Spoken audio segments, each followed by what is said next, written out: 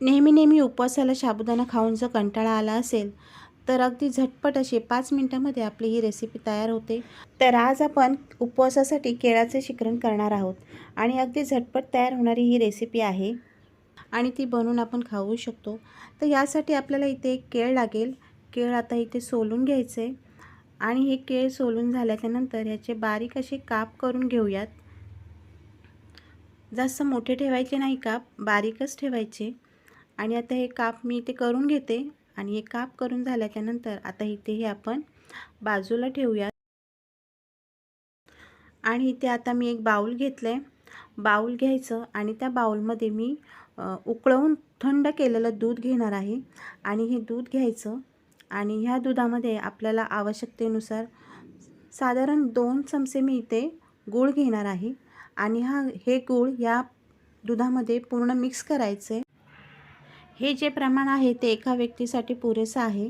आता यामध्ये आपण गूळ टाकून घेऊया आणि ते दुधामध्ये छान मिक्स करून घ्यायचं आहे। गूळ चांगला वितळला पाहिजे।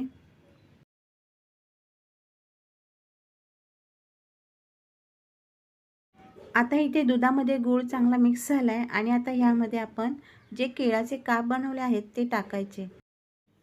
शिकरणाची चव वाढावी म्हणून यामध्ये आता अगदी पाव चमचा आपण इथे वेलची पावडर घेणार आहोत आणि वेलची पावडर यामध्ये नक्कीच टाका, कारण वेलची पावडर टाकल्यामुळे या शिकरणाची चव नक्कीच वाढते। आणि जर घरात जर केळी असतील तर अशा वेळेस जर मुलांना आपण हे शिकरण बनवून दिलं तेही आवडीने खातील, की उपवासालाच खाल्लं पाहिजे असं काही नाही।